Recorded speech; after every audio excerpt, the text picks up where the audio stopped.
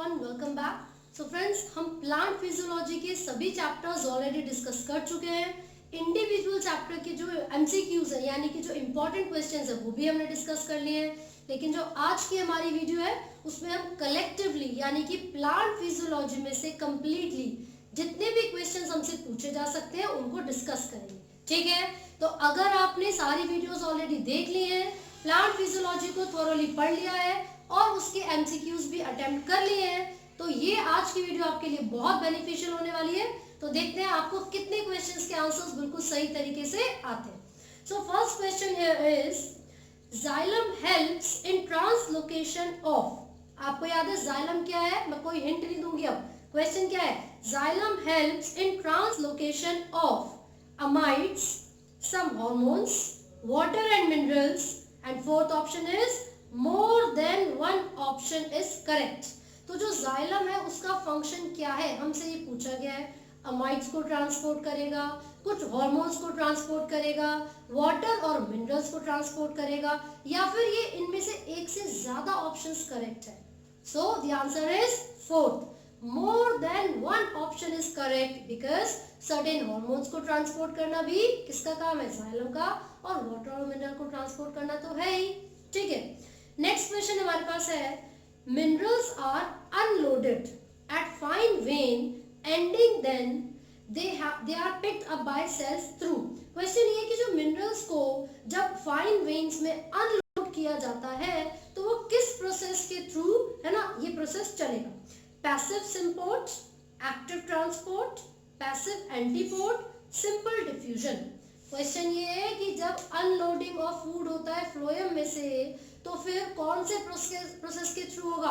Passive symport या फिर active transport, passive antiport या सिंपल डिफ्यूजन। तो मैंने आपको बताया था एक्टिव ट्रांसपोर्ट के थ्रू होती है loading and unloading. So the answer is active transport. Next question है choose the incorrect statement या फिर incorrect match with respect to activator element। अब चार ऑप्शंस आपको दिए हुए हैं, कौन कौन से ऑप्शंस है जरा जल्दी से देख लेते हैं। तो फर्स्ट ऑप्शन हमें क्या गिवन है? फर्स्ट ऑप्शन है जिंक दिया हुआ है along with pyruvate decarboxylase, pyruvate decarboxylase। Second दिया हुआ है magnesium along with RUBP carboxylase, RUBP carboxylase। Third है FE, किसके साथ गिवन है? Catalase. Fourth is MO, molybdenum is given with nitrogenase. तो आपसे क्वेश्चन पूछा है इनमें से कौन सा इनकरेक्ट होगा? इनमें से कौन सा इनकरेक्ट होगा? गलत। क्या फर्स्ट सही है? क्या जिंक ही होता है पायरुवेट कार्बोक्सी डीकार्बोक्सिलेज के साथ?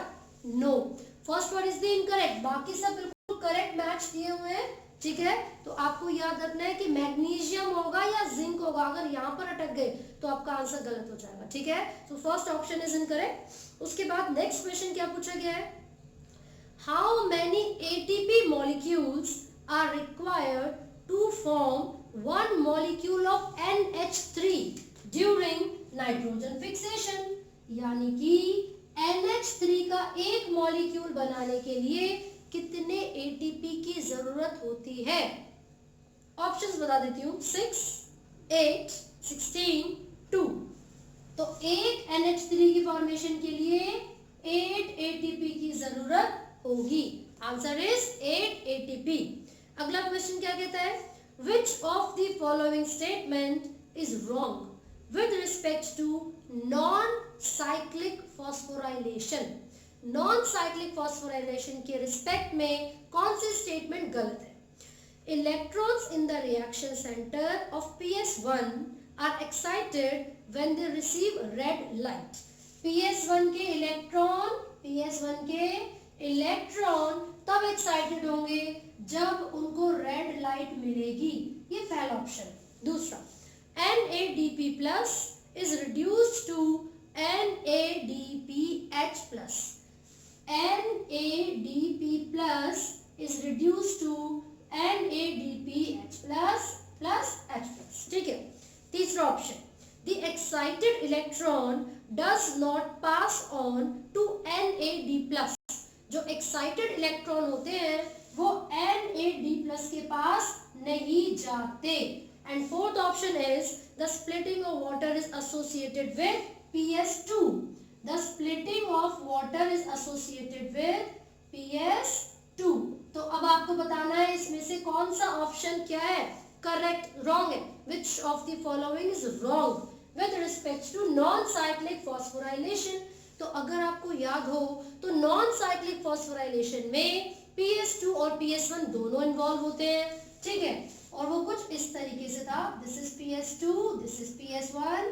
सनलाइट यहाँ पर भी आएगी, वहां पर भी.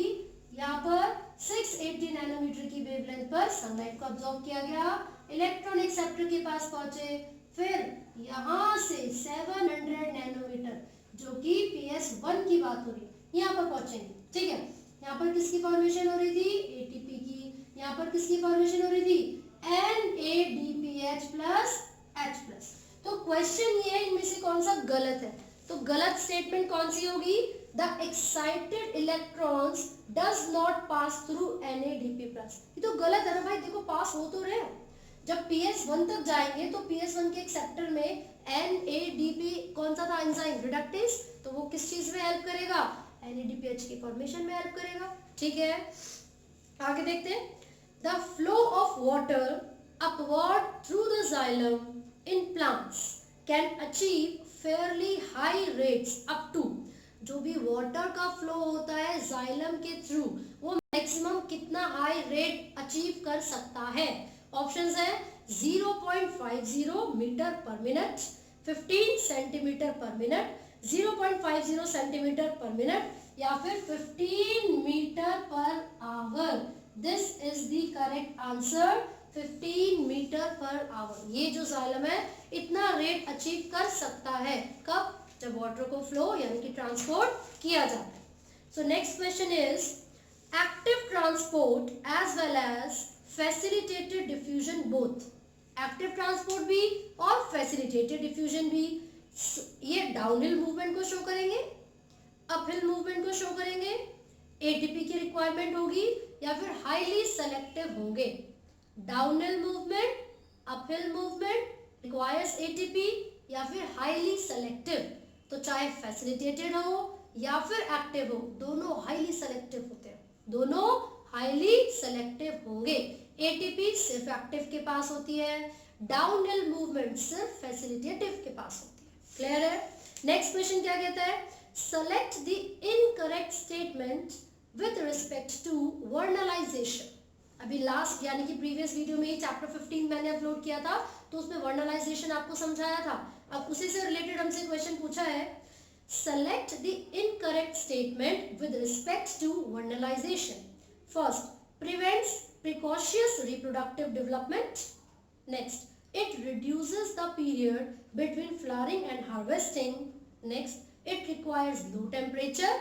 Next, it is seen in biennial plants. तो गलत कौन सी होगी इन स्टेटमेंट में से. पहला है कि वो प्रिवेंट कर देता है प्रिकॉशियस रिप्रोडक्टिव डेवलपमेंट को. This is the correct option, ये बिल्कुल सही है. लो टेम्परेचर चाहिए होता है वो भी सही है. बाइनल प्लांट्स में होता है वो भी सही है. तो गलत क्या हुआ कि वो रिड्यूस कर देता है फ्लावरिंग और हार्वेस्टिंग के टाइम पीरियड को. ऐसा नहीं है, वो रिड्यूस नहीं करता, वो अर्ली डेवलपमेंट नहीं करवा रहा है, वो अर्ली डेवलपमेंट होने से रोक रहा है ताकि जितना समय चाहिए डेवलपमेंट के लिए, जितना समय चाहिए मैच्योरिटी के लिए, उतना उस प्लांट को मिल सके. ठीक है. सो अगले क्वेश्चन की तरफ बढ़ते हैं. लिखा हुआ है dash dash acts as a mobile carrier for transfer of electrons between complex 3 and 4 in electron transport system. Electron transport system में कॉम्प्लेक्स 3 और 4 के बीच में इनमें से कौन सा एक मोबाइल कैरियर की तरह काम करेगा. ऑप्शंस है cytochrome C, cytochrome A3, cytochrome B, cytochrome A. तो आंसर इज फर्स्ट यानी कि साइटोक्रोम C. कॉम्प्लेक्स 3 और 4 के बीच में प्रेजेंट होता है और कैरियर की तरह काम करता है. अगला क्वेश्चन हमसे पूछा है which of the following intermediate compounds of citric acid cycle is the starting molecule for the synthesis of chlorophyll, यानी कि सिट्रिक एसिड साइकिल में 4 यहाँ पर कंपोनेंट्स आपको दिए हुए हैं, लेकिन इन चारों कंपोनेंट्स में से वो कौन सा कंपोनेंट है जो क्लोरोफिल की सिंथेसिस यानी कि फॉर्मेशन को शुरू करेगा? ऑप्शंस हैं acetyl coenzyme A, succinyl coenzyme A, alpha ketoglutaric acid या फिर ऑक्सैलो एसिटिक एसिड। तो आपको याद रखना है सक्सिनाइल कोएंजाइम ए इनिशिएट करता है क्लोरोफिल पिगमेंट की सिंथेसिस को। आगे बढ़ते हैं फटाफट से। Moll's half leaf experiment is to prove that during photosynthesis, कौन से एक्सपेरिमेंट की बात कर रहे हैं? Moll's, MOHN। तो जो मोल्स हाफ एक्सपेरिमेंट था वो किस चीज को प्रूव कर रहे हैं, है ना?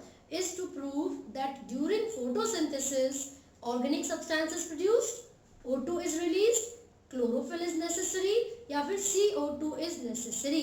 तो आपको याद रखना है कि मोल्स हाफ एक्सपेरिमेंट ये कहता है कि फोटोसिंथेसिस के दौरान CO2 जरूरी होता है, यानी कि CO2 is necessary, CO2 is necessary. अगला क्वेश्चन क्या कह रहा है? क्वेश्चन है select the incorrect matching in the following pairs with respect to symbiotic nitrogen fixers. Incorrect matching बतानी है आपको। पहला है सेस्बेनिया और नॉस्टॉक, मैं इसको रब करके दोबारा लिख देती हूँ, सेस्बेनिया एंड नॉस्टॉक हम यहाँ पर मेंशन कर लेते हैं फटाफट से। Okay, so what are the options? A लिख लिया है हमने, Nostoc, B Alnus with Frankia, C Azolla with Annabella, and D alpha alpha with Rhizobium. So the question is select the incorrect matching. इनमें से कौन सा गलत है, आपको इनकरेक्ट मैचिंग बतानी है। तो इन ऑप्शंस को देखकर हमें पता चल रहा है that the first option is incorrect. Nostoc के साथ सेस्बेनिया नहीं आएगा, ये बैक्टीरिया लेग्यूमिनस प्लांट्स के अंदर मिल रहा है, राइजोबियम आपने पढ़ा था। सिमिलरली ये भी नाइट्रोजन फिक्सेशन करेंगे, ठीक है। फ्रैंकिया एलनस में बिल्कुल सही, एनाबिना एजोला में, एंड राइजोबियम अल्फा अल्फा में भी मिलता है, करेक्ट। अगला क्वेश्चन क्या कहता है? Substances soluble in lipids diffuse through the membrane. वो सब्सटेंसेस जो कि लिपिड सॉल्यूबल होते हैं वो मेम्ब्रेन से जब डिफ्यूज करेंगे तो जल्दी करेंगे, देर में करेंगे, कैसे करेंगे? by facilitated diffusion, slower, by active diffusion या faster। faster करेंगे क्योंकि लिपिड सॉल्युबल है और जो मेम्ब्रेन है वो भी तो लिपिड से ही बनी हुई है, तो वो मॉलिक्यूल्स जो लिपिड सॉल्युबल होते हैं वो मेम्ब्रेन से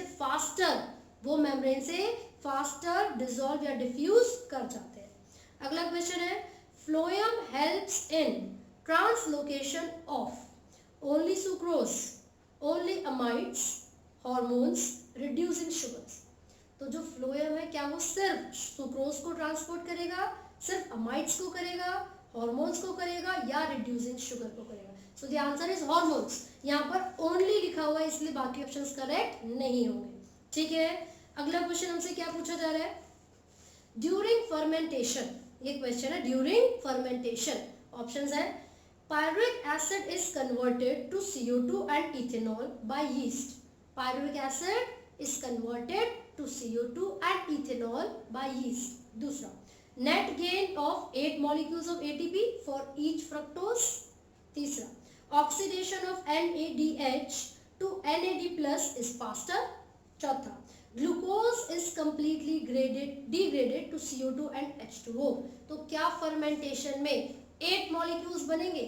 क्या फर्मेंटेशन में जब ये NADH है वो जल्दी रिड्यूस ऑक्सीडाइज हो जाएगा या फिर जो ग्लूकोज है वो कंप्लीटली डिग्रेड हो जाता है? नहीं, फर्मेंटेशन में सिर्फ 2 ही ATP बनते हैं, पार्शियल डिग्रेड करता है और NADH को रिड्यूस होने में काफी ज्यादा समय लगेगा। तो यहाँ पर आप देखोगे NADH को ऑक्सीडाइज होने में काफी समय लगेगा। So first option is correct, pyruvic acid is converted to CO2 and ethanol by yeast. Yeast के अंदर जो पायरुविक एसिड था वो कन्वर्ट कर जाता है CO2 में और इथेनॉल में। तो इसका मतलब है फर्स्ट ऑप्शन इज करेक्ट। आगे बढ़ रहे हैं हम। Transpiration and root pressure causes water to rise in plants by। ये क्वेश्चन मैं ऑलरेडी आपसे पूछ चुकी हूँ जब प्रीवियस वीडियोस मैंने डिस्कस की थी इंपॉर्टेंट क्वेश्चंस के बारे में। तो सेम क्वेश्चन हमारे पास है, transpiration and root pressure causes water to rise in plants bye.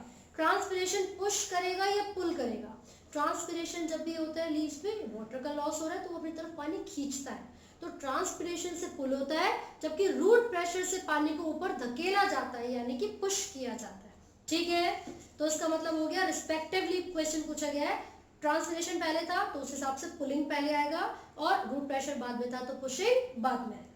Next question is which of the following requires energy. चार ऑप्शंस है, इनमें से कौन से प्रोसेस के लिए एनर्जी की जरूरत है? लोडिंग ऑफ फूड यानी कि शुगर, डिफ्यूजन, इम्बाइबिशन या फिर फैसिलिटेटेड डिफ्यूजन। तो याद रखिए लोडिंग और अनलोडिंग ऑफ शुगर जब भी होता है तो उसके लिए एनर्जी की जरूरत होती है। फ्लोएम में जब भी लोडिंग या अनलोडिंग होगी फूड की तो उसके लिए हमें किस चीज की जरूरत पड़ेगी? एनर्जी की। वो एक्टिव ट्रांसपोर्ट होता है, राइट। आगे, minerals known to be required in large amounts for plant growth includes. वो कौन से मिनरल हैं जो कि लार्ज अमाउंट में चाहिए प्लांट्स की ग्रोथ के लिए? मैं ऑप्शंस यहाँ पर मेंशन कर रही हूँ, आप लोग देखिए आपको आता है या नहीं। तो चारों ऑप्शंस हम यहाँ पर लिख रहे हैं, magnesium, sulphur, iron, zinc. This is option A. B कहता है phosphorus, potassium, sulphur, calcium. Then calcium, magnesium, manganese, copper, then potassium, phosphorus, selenium and boron. तो आपको बताना है कि इनमें से कौन सा हाईली यानी कि ज्यादा अमाउंट में चाहिए होता है प्लांट्स की ग्रोथ के लिए। पहला ऑप्शन में मैग्नीशियम, सल्फर, आयरन और जिंक, क्या ये चारों मैक्रोन्यूट्रिएंट्स हैं? नहीं। उसके बाद सेकंड में फॉस्फोरस, पोटेशियम, सल्फर और कैल्शियम। तो इसका मतलब ये हुआ कि सेकंड वाले में चारों ही ऑप्शन मुझे ऐसे नजर आ रहे हैं जो कि मैक्रोन्यूट्रिएंट से बिलोंग करते हैं। तो इसका मतलब है कि ये करेक्ट होगा, क्योंकि जब बाकी देखोगे तो आपको उसमें माइक्रोन्यूट्रिएंट्स भी दिख रहे हैं। तो इसका मतलब ये हुआ ऑप्शन 2 इज करेक्ट। वो सारे ही ज्यादा अमाउंट में प्लांट की ग्रोथ के लिए चाहिए होते हैं। अगला क्वेश्चन है, the frequently remobilised nutrient from senescent plants are. तो सबसे पहले ज्यादातर जो इजीली रीमोबिलाइज हो जाते हैं ओल्डर पार्ट से यंगर पार्ट्स की तरफ, वो कौन से न्यूट्रिएंट है? Calcium and manganese, second boron and nitrogen, तीसरा आयरन एंड बोरोन एंड चौथा मैग्नीशियम एंड पोटेशियम। वो कौन से हैं जो फ्रीक्वेंटली रीमोबिलाइज होते हैं? फ्रीक्वेंटली बोला है यहाँ पर, तो fourth option is correct which is magnesium and potassium. These are the elements that frequently are remobilised from senescent parts to younger parts. आगे बढ़ते हैं हम। Consider the following statement. आपको चार स्टेटमेंट दी हुई है। First, PEP is regenerated in mesophyll. Second, few numbers of chloroplasts in bundle sheath. Third, RUBP carboxylase is absent in mesophyll. Fourth, multi-layered bundle sheath. अब चारों ऑप्शंस में लिख देती हूँ ताकि आप क्वेश्चन समझ सको।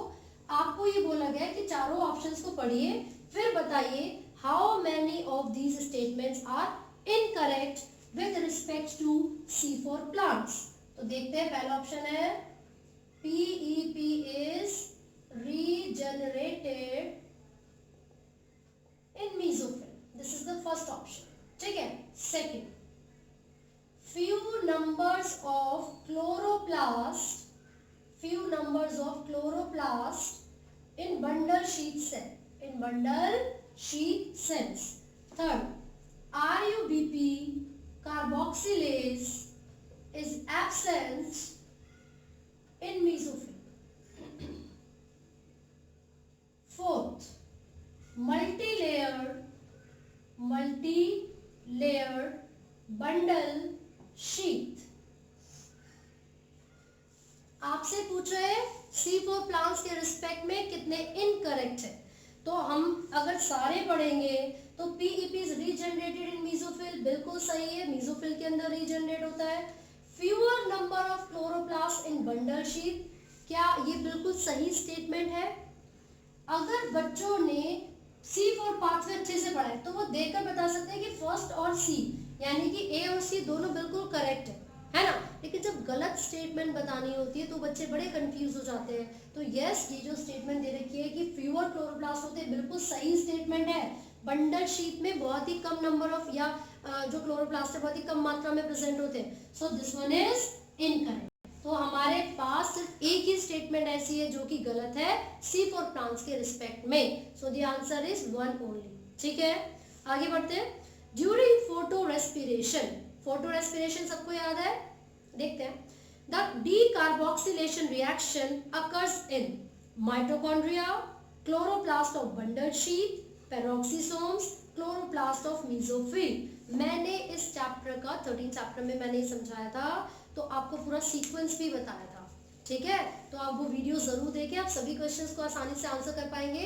तो इस क्वेश्चन का जो सही आंसर है वो क्या होगा? माइटोकॉन्ड्रिया। क्योंकि जब फोटो रेस्पिरेशन होती है तो जो डीकार्बोक्सिलेशन है यानी कि रिमूवल ऑफ CO2 है वो कहां पर होता है? माइटोकॉन्ड्रिया में। आगे बढ़ते हैं हम। Which of the following statements with respect to photosynthesis is correct? Is या आर करेक्ट? सही बतानी है। फोटोसिंथेसिस के रिस्पेक्ट में सही स्टेटमेंट्स, पहला मैं यहाँ पर लिख देती हूँ, देखते हैं कौन कौन सी स्टेटमेंट सही है और कौन कौन सी गलत। फर्स्ट स्टेटमेंट क्या कहती है?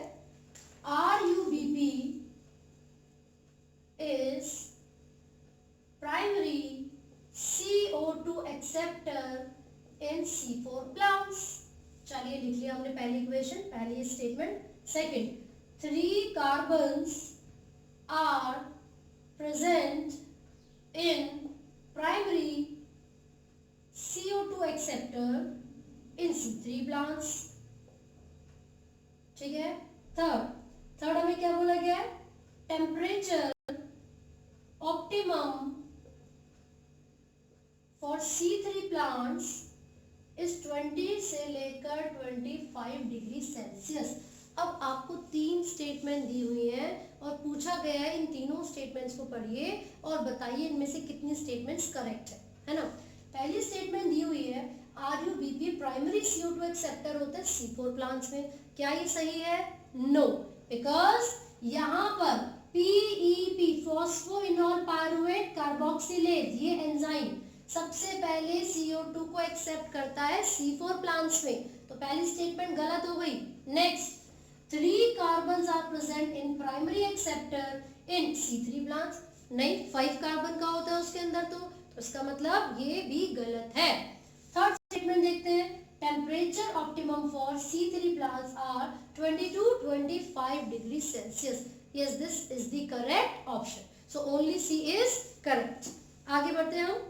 Number of ATP required for fixation of 4 CO2 in rice and sugarcane respectively कितने होंगे? आपसे पूछा गया है नंबर ऑफ ATP बताइए जब फिक्सेशन करनी होती है CO2 की राइस में एंड शुगरकेन में, तो कितने होंगे? तो यहाँ पर 4 CO2 आपको गिवन है, राइस की बात हो रही है और शुगर केन की बात हो रही है, C3 C4 दो प्लांट्स की बात हो रही है ना। तो इसका मतलब क्या हुआ कि जब हम ATP के बारे में बात करेंगे तो 12 and 20 ATP, तो the answer would B 12 and 20 ATP। ये किस तरीके से हुआ? ये हमने साइकिल के बेसिस पर निकाला है कि कितने ATP की जरूरत पड़ेगी। ठीक है, हमने जब C3 पाथवे देखा था तो जब C3 पाथवे की हमने बात की थी तो एक साइकिल में कितनी ATP जा रही थी, सिर्फ एक बारे में, तो वो थी 3 ATP एक साइकिल में, है ना। यहाँ पर लिख देते हैं 3 ATP। क्लियर है? तो 4 के लिए 4 CO2 के लिए 4 को 3 से हमने मल्टीप्लाई कर दिया तो कितना आ गया? 12 आ गया, राइट। लेकिन यहाँ पर 2 एडिशनल ATP भी तो जाती है जब रीजनरेशन का प्रोसेस चलता है C4 में, तो 3 + 2 यहाँ पर तो 5 ATP हो गई।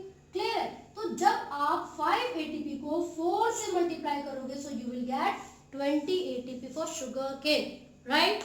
आगे बढ़ते हैं हम। Dash showed that the sunlight is essential to the plant process that somehow purifies the air fouled by burning candles or breathing animals.